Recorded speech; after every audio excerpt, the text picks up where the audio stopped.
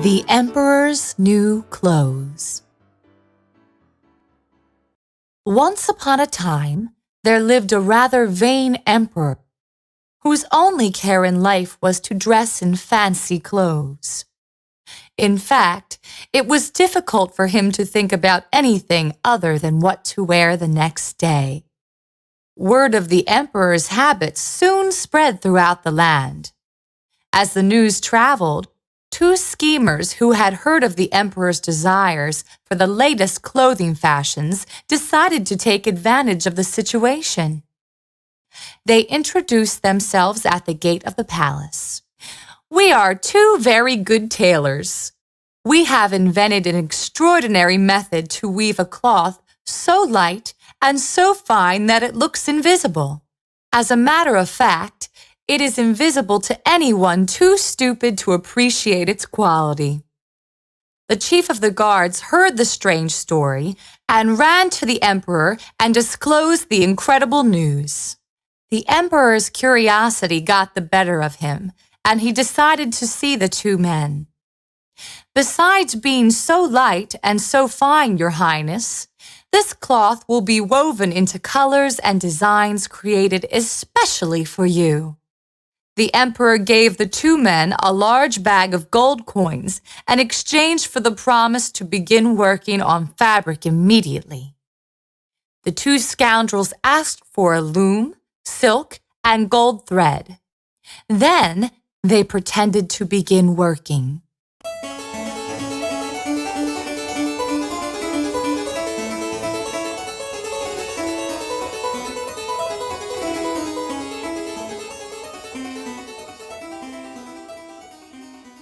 The emperor thought he had spent his money quite well. In addition to getting a new extraordinary suit, he would discover which of his subjects were ignorant and incompetent. He had called in an old and wise prime minister who was considered by everyone to be a man with common sense. "Go and see how the work is proceeding," the emperor told him, "and come back to let me know." The two scoundrels welcomed the prime minister. "We're almost finished, but we need a lot more gold thread. Here, Excellency, admire the colors and feel the softness."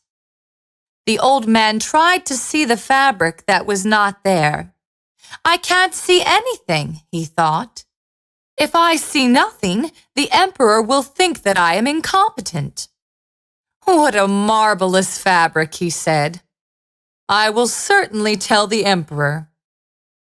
So the two scoundrels rubbed their hands gleefully. Finally, the emperor received the announcement that the two tailors had come to take all the measurements needed to make the new suit. "Come in," the emperor ordered. The two scoundrels pretended to be holding an enormous bolt of fabric. "Here it is, Your Highness, the result of our labor," the scoundrels said. "At last, the most beautiful fabric in the world is ready for you. Look at the colors and feel how fine it is." Of course, the emperor did not see any colors and could not feel any cloth between his fingers. He panicked. He felt like fainting, but luckily, the throne was right behind him, so he sat down. But when he realized that no one would know that he did not see the fabric, he felt better. Nobody would find out he was stupid and incompetent. The scheme continued just as the two scoundrels had hoped. The two began cutting the air with scissors while sewing with their needles an invisible cloth. "Your Highness, you'll have to take off your clothes to try on your new ones." The two scoundrels draped the new cloths over him, and they held up a mirror. The emperor was embarrassed, but since none of the bystanders seemed to notice that he had nothing on, he felt relieved.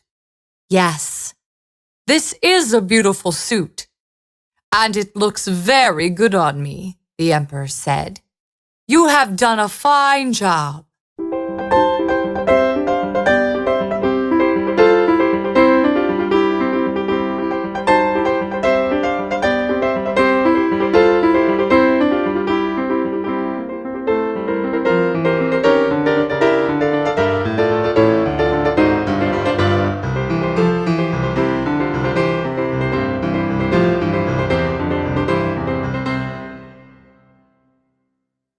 Your Majesty, the Prime Minister said, we have a request for you. The people are anxious to see you in your new suit. The Emperor was doubtful about showing himself naked to the people, but then he abandoned his fears. After all, only the ignorant and the incompetent wouldn't be able to see his new suit. All right, he said, I will grant the people the delight of seeing my new clothes. All the people had gathered in the main square, pushing and shoving to get a better look. Applause welcomed the Regal Parade. Everyone wanted to see how stupid or incompetent his or her neighbor was. But as the emperor passed, strange murmurs rose from the crowd that were loud enough for everyone to hear. Look at the emperor's new clothes! They're beautiful! And look at the magnificent colors. The people all tried to conceal their disappointment at not being able to see the clothes, but since no one was willing to admit his or her own stupidity, they all behaved as the two scoundrels had predicted. A child, however, who could only see things as his eyes showed them to him, went up to the carriage. The emperor is naked, he said. Fool, his father said, don't talk nonsense.